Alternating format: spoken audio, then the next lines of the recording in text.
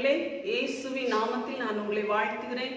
இந்த நாளிலும் கூட கர்த்தருடைய வார்த்தையை தியானிப்பதற்கு முன்பதாக நாம் ஒரு பாடலை பாடி ஜெபித்து வேத வசனத்திற்கு நேராக நாம் கடந்து செல்லலாம்.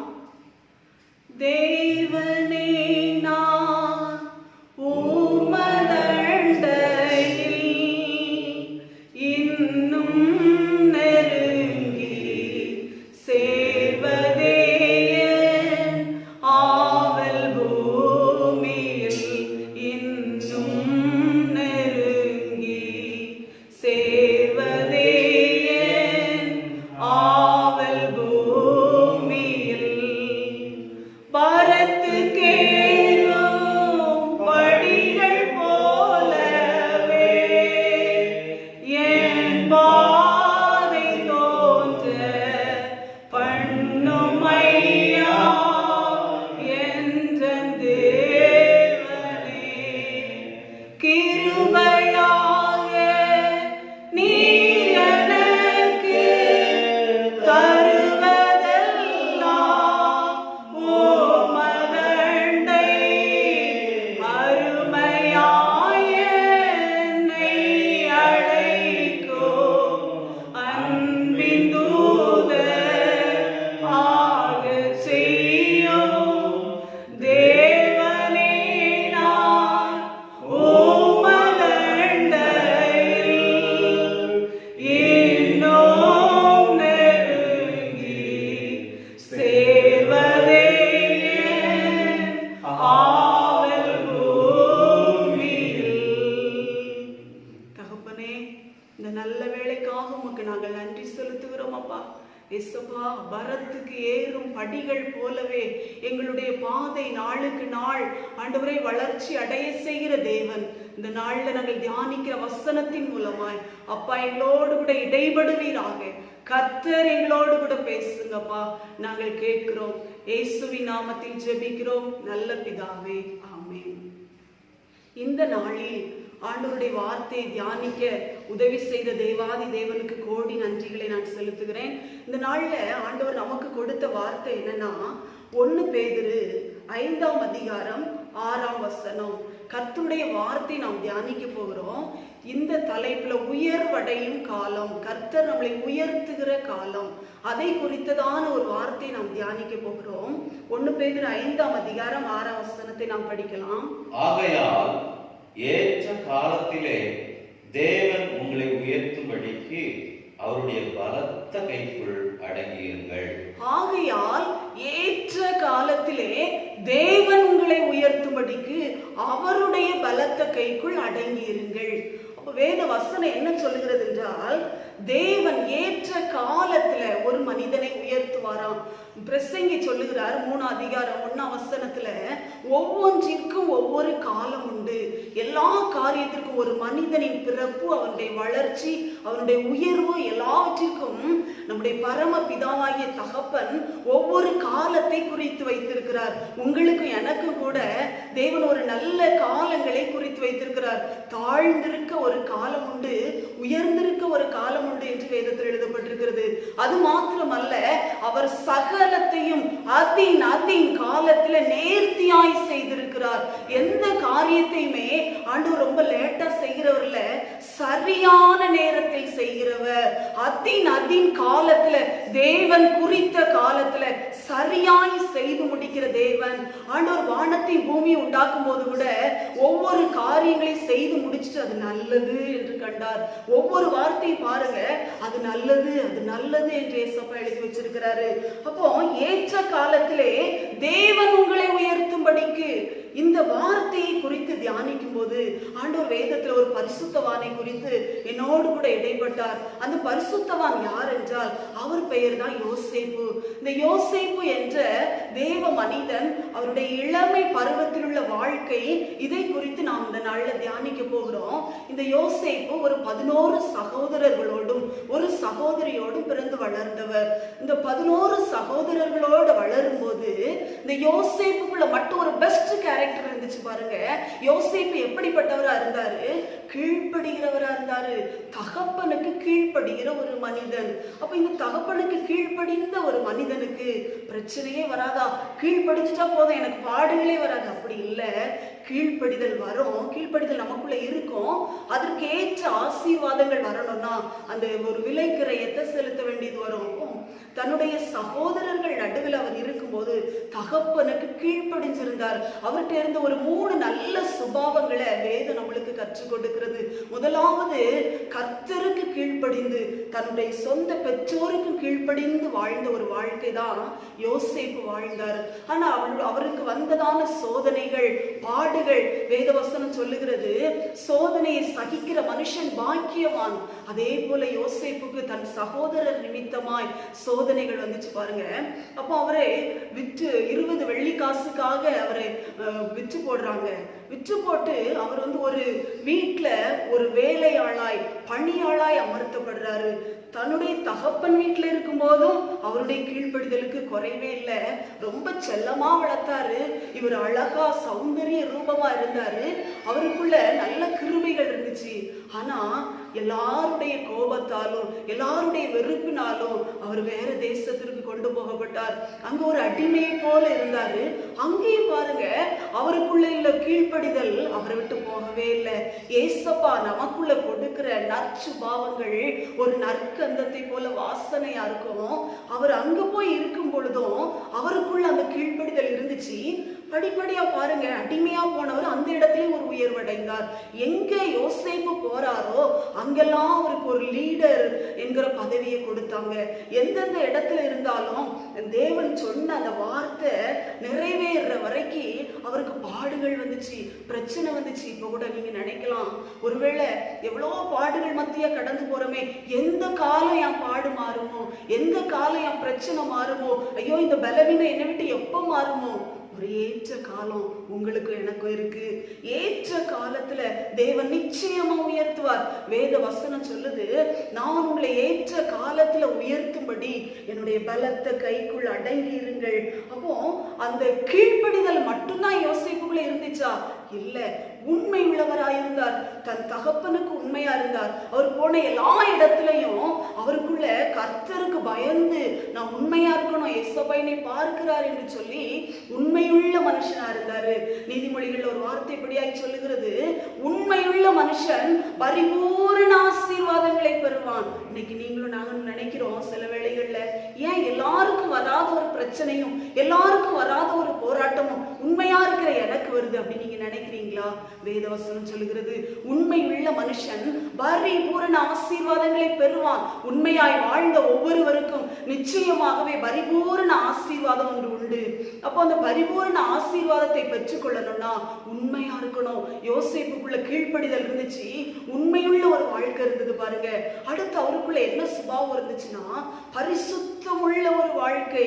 இந்த தகப்பன் இடத்துல வளரும் போது இந்த தகப்பன் ஏசப்பாவுக்கு பிரியமா வாழ்ந்ததுனால ஒவ்வொரு காரியங்களாய் அன்பாய் மகனுக்கு கற்றுக் கொடுத்தாரு. அதை யோசேப்பு பிடித்து கொண்டு ஒவ்வொரு நாளும் ஒவ்வொரு நிமிடமும் ஒவ்வொரு நேரமும் யார் என்னை பார்த்தாலும் எங்க அப்பா என் கூட இல்லைனாலும் என் பரிசுத்த வாழ்க்கையை நான் காத்து கொள்ளுவேன். நான் கற்றுக் கொடுக்கப்பட்டிருக்கிறேன். நம்ம வேதத்தை வாசிக்கிறோம், ஏசப்பா ஒவ்வொரு நாளும் பரிசுத்தராயிருங்க, நான் பரிசுத்தர் ஆகையால் நீங்களும் பரிசுத்தராயிருங்கள். எத்தனை நாள் ஒரு தகப்பனை போல நம்ம அருகில் உட்கார்ந்து அன்பா பேசுறார் பாருங்க. அப்போ அந்த கீழ்ப்படிதல், உண்மை, பரிசுத்தம், அந்த 3 கேரக்டரும் இள வயதுல யோசேப்புக்குள்ள இருந்துச்சு. அந்த நல்ல கேரக்டர்னால நிறைய பேர் சொல்லியிருப்பாங்க, கடைசியில் அவரு செய்த குற்றத்துக்காக அல்ல, குற்றமே செய்யாம சிறைச்சாலைக்கு அனுப்பப்பட்டார். இந்த நல்ல ஒரு தகப்பனால் நேசிக்கப்பட்ட ஒரு மகன், கர்த்தருக்கு பயப்படுகிற ஒரு மகன், உண்மையாய் கீழ்ப்படுதலாய் பரிசுத்தமாய் வாழ்ந்த மகன், அவருடைய பரிசுத்த வாழ்க்கைக்கு வந்த போராட்டத்துல குற்றம் செய்யாதிருந்தும் கூட சிறைச்சாலைக்கு அனுப்பப்பட்டார். அந்த சிறைச்சாலையிலும் கூட இவருடைய இந்த 3 சுபாவங்களும் மாறவே இல்லை. ஏசப்பாக்கு பிரியமாவே வாழ்ந்தாரு. ஆனா அவரு எல்லாரும் சொன்னாங்க, ஏசப்பாட்ட இவ்வளோ பக்தியா இருக்கிறியப்பா, உன் பக்திக்கு என்ன ஒரு உயர்வு கிடைச்சிச்சு? இல்லவே இல்லை, உனக்கு உயர்வு கிடைக்கவே இல்லை அப்படின்னு சொன்னாங்க. ஆனா இவர் அதை விடவே இல்லை. ஏசப்பாவுக்கு நான் பயந்து வாழ்வேன்னு சொல்லி சிறைச்சாலையில எல்லாம் பாத்தீங்கன்னா எப்படிப்பட்டவங்க இருப்பாங்க? அவருடைய தகப்பனை போல அன்பானவங்க இருப்பாங்களா? இல்ல, கரடு முரடான குணம் உள்ளவங்க, சில நேரத்துல கோபப்படுறவங்க இருப்பாங்க, ஒருவேளை கொலை செய்தவங்க கூட அந்த இடத்துல இருந்திருக்கலாம். அப்படிப்பட்டவங்க இருக்கிற இடத்துல ஒரு பரிசுத்தவானாய் வாழ்ந்த, உண்மையாய் வாழ்ந்த, கீழ்ப்படிந்து வாழ்ந்த யோசேப்புக்கு அங்க ஒரு இடம் கொடுக்கப்பட்டுச்சு. ஆனா நான் நினைக்கிறேன், ஒருவேளை யோசேப்பு அவருடைய கேரக்டரை பார்த்து இன்னும் எத்தனையோ வாலிபர்கள் அந்த சிறைச்சாலையில கூட மனம் திரும்பி இருப்பாங்க, ஏசப்பாவை ஏற்றுக்கொண்டிருப்பாங்க. அவர் உண்மை உள்ளவராய் இருந்ததுனால, கர்த்தருக்குள்ள நிலைச்சிருந்ததுனால, நான் இப்போ நினைக்கிறேன் ஃபாதர் ஒரு அருமையான பாடல் எழுதியிருக்கிறாங்க. எத்தனை பேர் சொல்லுவாங்க, நீங்க உண்மையா இருந்தா ஏன் உங்களுக்கு இந்த சிறை தண்டனை கிடைச்சிருக்கணும்? ஏன் இந்த இளவயதுல நீங்க கஷ்டப்படுறீங்க? உங்க வாலிபமே முடிஞ்சு போச்சே, இந்த உங்களுக்கு இன்னும் உயர்வு வரலையா அப்படி கேட்டிருப்பாங்க. அப்போ இந்த பாடல் அவருக்கு இருந்தா பாடிப்பாரு. திராட்சை செடியின் கொடியாக உம்மில் நிலைத்திருப்பேன். திராட்சை செடியின் கொடியாக உம்மில் நிலைத்திருப்பேன். மிகுந்த கனி கொடுப்பேன், மிகுந்த கனி கொடுப்பேன். உம் சீடனாயிருப்பேன், நானும் சீடனாயிருப்பேன். உம்மை பிரிந்து வாழ முடியாதையா ஏசையா, ஏசையா. உம்மை பிரிந்து வாழ முடியாதையா ஏசையா, ஏசையா. யோசேப்போடு கூட கர்த்தர் இருந்தார் என்று வேதவசனம் சொல்லுது. சிறைச்சாலையில ஒரு உண்மையா இருந்ததுனால யோசேப்ப தனியா இருக்க ஏசப்பா விடல. யோசேப்போடு கூட கர்த்தர் இருந்தார். அவன் காரிய சித்தி உள்ளவனானார். அவன் செய்தது எதுவோ அதை கர்த்தர் வாய்க்க பண்ணினார். ஞானமும் விவேகமும் நிறைந்த ஒரு மகனா இருந்தான். அவரை குறித்து அப்போ அந்த உயர்வு வரவே இல்லை. இன்னும் எல்லா கேரக்டர் வந்துருச்சு, ஆண்டவருக்கு பிரியமான ஒரு வாழ்க்கை வாழ்றாரு. ஆனா ஏற்ற காலத்துல யார் நம்மளை உயர்த்துவார் பாருங்க, தேவன் உங்களை உயர்த்தும்படிக்கு. இதுலதான் யோசேப்பு கரெக்டா இருந்தாரு. மனுஷன் மூலமா வர்ற உயர்வை நினைச்சு காத்து கிடக்கல. ஒரு முறை அவருக்கு சொப்பனங்களுக்கு அர்த்தம் சொல்ற ஒரு நல்ல கிருபைய ஏசப்பா அவர் கொடுத்திருந்தாரு. அந்த சொப்பனத்துக்கு அர்த்தம் சொன்னதுனால 2 அதிகாரிகளுக்கு அவர் சொப்பனத்துக்கு அர்த்தங்களை சொன்னாரு. அப்போ நினைச்சாரு அவர், ஒருவேளை இவங்கெல்லாம் அரண்மனைக்கு போனோன்னு இப்படிப்பட்ட ஒரு மகன் இருக்கான்னு சொல்லி நம்மளை உயர்த்திடுவாங்கன்னு கொஞ்சம் அவர் எதிர்பார்த்தாரு. ஆனா 2 வருஷம் அவங்க மறந்துட்டாங்க. ஏன் தெரியுமா? இந்த வசனம் சொல்லியிருக்கு, ஏற்ற காலத்திலே மனிதன் அல்ல தேவன் உங்களை உயர்த்தும்படிக்கு. ஒரு மனிதன் நம்மளை உயர்த்தும் பொழுது அந்த உயர்வு மேல மேல போயிட்டே இருக்காது, அது நிரந்தரமா இருக்காது. தேவனே நம்ம அவருடைய கையில எடுத்து உயர்த்தும் போது பாருங்க, அதை எந்த மனுஷனாலையும் தடுக்க முடியாது. கர்த்தர் ஒரு மனிதனை ஆசீர்வதிக்கிற பொழுது அதை யாராலும் எந்த அதிகாரங்களாலும் தடுத்து நிறுத்தவே முடியாது. அப்போ இந்த ஒரு நாள் ஒரு செய்தி வருது. 2 வருஷம் ஆயிடுச்சு, சொப்பனத்துக்கு அர்த்தம் சொன்னாரு, ஒருவன் உயர்வடைந்தான், ஒருவன் மரித்து போனான். ஆனால் 2 வருஷம் காத்து கிடக்குறாரு, ஒரு செய்தியுமே வரல. அப்புறம் இவர் நினைச்சிருப்பார், எசப்பா நான் இனி மனுஷனை நம்ப மாட்டேன், உங்களே நம்பி இருப்பேன், நீங்க இனி உயர்த்துங்கன்னு காத்திருந்தார். பாருங்க, ஆதியாகமம் 41வது அதிகாரம் 14 வசனத்தை படிங்க. அப்பொழுது பார்வோன் யோசேப்பை அழைப்பித்தான். அவனை தீவிரமாய் காவல் கிடங்கிலிருந்து கொண்டு வந்தார்கள். அவன் சவரம் பண்ணி கொண்டு வேறு வஸ்திரம் தரித்து பார்வோன் இடத்தில் வந்தான். அப்பொழுது சடன்லி அவர் உயர்வு வருது. ஒரே நாள்ல, ஒரு வாரத்துக்கு முன்னாடியே அந்த ராஜா அழைப்பித்தாருன்னு ஒரு செய்தி அவருக்கு வரல. ஒரே நாள்ல கர்த்தருடைய உயர்வு. ஏன் அப்படின்னா ஏற்ற காலம் வந்துருச்சு. கர்த்தர் உயர்த்துற ஒரு ஏற்ற காலம் வந்த உடனே எந்த மனுஷனாலையும் தடுக்க முடியாது. பாருங்க, உடனே என்ன சொல்றாங்க, ராஜா உங்களை அழைக்கிறாரு, ராஜா உங்களை அழைக்கிறார். அப்பதான் அந்த அதிகாரி சொல்றாரு, உங்களுக்கு வந்து சொப்பனத்தை அர்த்தம் சொல்ற ஒரு பிள்ளையாண்டான் இருக்கான் சிறைச்சாலையிலன்னு சொன்ன உடனே அவர் உடனே தீவிரமாய் ஆள் அனுப்புனாராம். சீக்கிரமா நீ ரெடி ஆகு, வேற ட்ரெஸ் போடு, ஆயத்தமாகிட்டு நீ சவரம் பண்ணிட்டு சீக்கிரமா ராஜா உன்னை கூப்பிடுறாரு, ரெடி ஆகி வா அப்படின்னு சொன்ன உடனே கிளம்பும் போது கூட அவர் ஒரு ஜெபம் பண்ணிருப்பார். எஸ்ஸப்பா, இது மனுஷன் இல்ல, நீங்க தான் இப்ப உயர்த்துறீங்கன்னு எனக்கு தெரியுது, எனக்கு ஏற்ற காலம் வந்துருச்சு, உண்மையுள்ள மனுஷனுக்கு ஒரு ஆசீர்வாதம் உண்டு, நான் பரிசுத்தமா வாழ்ந்ததுக்கு எனக்கு ஒரு பலன் உண்டு என்று சந்தோஷமா அங்க போனாரு, உயர்த்தப்பட்டாரு. அல்லேலூயா.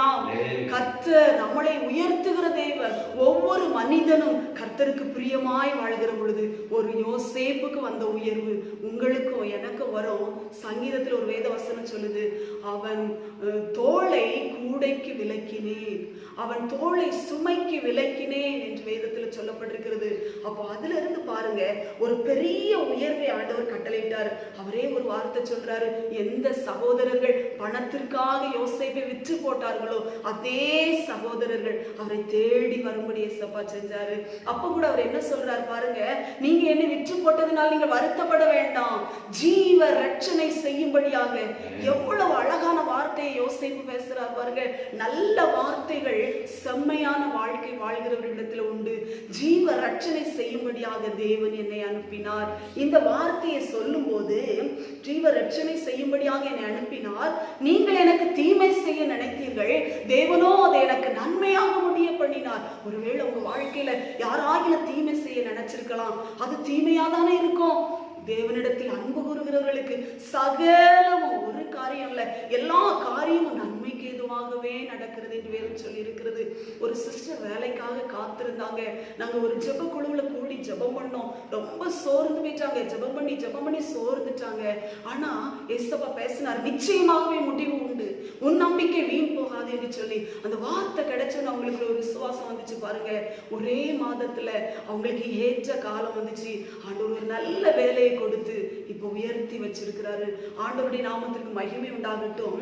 பரிசுத்தவான்களுக்கு மாத்திரம் இல்ல, இன்னைக்கு வேதத்தின்படி நடக்கிற நமக்கும் அதே உயர்வு நிச்சயமாய் உண்டு. அதுக்கு அப்புறமா தன்னுடைய தகப்பன், தன்னுடைய சகோதரர்கள் எல்லாருக்கும் ஜீவ ரட்சணை, அவர்களை பராமரித்து, அவர்களை போஷித்து, அவர்களை விசாரித்து நடத்துகிற ஒரு நல்ல பாக்கியத்தை இந்த யோசேப்புக்கு கொடுத்தாரு.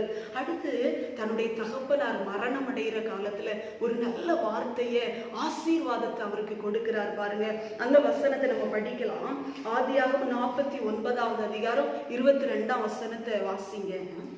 யோசேப்பு கனிதரும் செடி, அவன் நீர் ஊற்றண்டையில் உள்ள கனிதரும் செடி, அதன் கொடிகள் சுவரின் மேல் படரும். யோசேப்பு கனி தரும் செடி. நிறைய செடி இருக்கு, ஆனா எல்லாத்துலயும் கனி இருக்கா இல்லையா? எல்லா சகோதரர்களையும் தகப்பனார் ஆசீர்வதிச்சாரு. ஆனா அந்த யோசேப்பு ஆசீர்வதிக்கும் போது மட்டும் யோசேப்பு கனி தரும் செடி. இந்த செடி அந்த கனியை தானே புசிக்காது, அநேகருக்கு கனி கொடுக்கிற ஒரு செடி. யோசேப்பு கனி தரும் செடி. அதன் கொடிகள் பாத்தீங்கன்னா அது நீரூற்று அண்டையில் உள்ள கனி தரும் செடியாம். எப்படி நீரூற்று அண்டையில் உள்ள செடி பச்சையா நிறைய கனிகளோட கனி நிறைந்த ஒரு வாழ்க்கை வாழுதோ அதே வாழ்க்கை தான் யோசேப்பு வாழ்ந்தாரு. அது மட்டும் இல்ல, அதன் கொடிகள் சுவரின் மேல் படரும். சுவரின் மேல் படரும் என்பது என்ன அர்த்தம்னா, நாளுக்கு நாள் ஒரு கொடியானது எப்படி படர்ந்து கொண்டே போகிறதோ அதுபோல அவருடைய உயர்வு இதோட நின்றுவிட போறதில்ல, இன்னும் அவர் உயர்வடைந்து கொண்டே இருப்பார் என்று தகப்பன் தன் உள்ளத்தில் இருந்து கர்த்தர் கொடுத்த ஆசீர்வாதத்தை சொல்றார் பாருங்க. ஆமா, உண்மையிலேயே உங்களை என்னையும் இதோடு ஆண்டவர் நிறுத்திட மாட்டாரு. ஒவ்வொரு நாளும் எப்படி திராட்சை செடியின் கொடி படர்ந்து அது அநேக கனிகளை கொடுக்கிறதோ, நம்ம மிகுந்த கனிகளை கொடுத்தா பிதா நம்மை மகிமைப்படுவாராம். அதனால இந்த வார்த்தைக்கு கீழ்ப்படிய நீங்க உங்களை ஒப்பு கொடுக்குறீங்களா? யாரெல்லாம் உயர்வடையணும்னு நினைக்கிறீங்களோ ஆண்டவருடைய சமூகத்துல அப்படியே நீங்க முழங்கால் படிட்டு, எஸ்ஸப்பா ஏற்ற காலத்துல உயர்த்துகிற தேவன் ஆண்டவரே, நீங்க எங்களை உடைய கரத்துல ஒப்பு கொடுக்கிறோம். தகப்பனே, இந்த நாளிலும் கூட கர்த்தாவே இந்த வார்த்தையை கேட்டுக்கொண்டிருக்கிற ஒவ்வொரு தெய்வ பிள்ளைகளுக்காக நான் உடைய சமூகத்துல வருகிறேன் ஆண்டவரே. ஆகையால் தேவன் ஏற்ற காலத்துல உங்களை உயர்த்தும்படிக்கு அவருடைய பலத்த கைக்குள் அடங்கியிருங்கள் என்ற வசனத்தின்படி யார் யார் உண்மையாய் கீழ்ப்படிதல் உள்ளவர்களாய் உள்ளவர்களாய் பரிசுத்தம் உள்ளவர்களாய் வாழ்கிறார்களோ, என்றைக்கு என் உயர்வு வரும் என்று சொல்லி காத்திருக்கிறார்களோ, எசப்பா யோசேப்பை உயர்த்தின தேவன் இன்றைக்கும் ஆண்டவரே நேற்றும் இன்றும் என்றும் மாறாதவர் அப்பா. எங்கள் ஜெபத்தை கேட்கிற ஜீவன் உள்ள தேவனே, யார் யார் உயர்வுக்காக தேவ சமூகத்தில் காத்திருக்கிறார்களோ அவர்களை ஆசீர்வதித்து உயர்த்துவீராக. நிச்சயமாகவே நான் உன்னை ஆசீர்வதிப்பேன் என்று சொன்னீங்களப்பா. ஒருவேளை வாலிப பிள்ளைகள் இந்த இடத்துல இருந்து ஜெபிக்கலாம் ஏசப்பா. சிறு பிள்ளைகள் கூட ஏசப்பா என்னை உயர்த்துங்கன்னு ஜெபம் பண்ணுவாங்க. வயதான தாய் தகப்பன்மார் தன் பிள்ளைகளுடைய ஆசீர்வாதங்களுக்காக ஜெபித்துக் கொண்டிருப்பாங்கப்பா. நீங்க ஜெபத்தை கேட்கிற தேவன், ஜெபத்தை அற்பமா எண்ணுகிறவர் அல்ல, ஜெபத்திற்கு பதில் கொடுக்கிறவர். யோசேப்பின் ஜெபத்திற்கும் பரிசுத்த வாழ்க்கைக்கும் ஒரு உயர்வு வந்தது போல எசப்பாவுக்கு பயந்து ஆண்டவரே தேவ சமூகத்தில் மண்டியிட்டு இருக்கிற ஒவ்வொரு பிள்ளைகளையும் கர்த்தர் ஆசீர்வதிப்பீராக. நீதிமானுடைய சிரசின் மேல் ஆசீர்வாதங்கள் தங்கும் என்று வேதம் சொல்லி இருக்கிறது. உண்மையுள்ள மனுஷன் பரிபூரண ஆசீர்வாதங்களை பெறுவான் என்ற வசனத்தின்படி இயேசுவின் நாமத்தில் உடைய பிள்ளைகளை ஆசீர்வதிங்கப்பா. நீ அப்படியே செய்து உயர்த்தி ஆண்டவரே அவருடைய கொடிகளை படர செய்ய இயேசுவின் நாமத்தில் ஜெபிக்கிறோம் நல்ல பிதாவே. ஆமென். God bless you.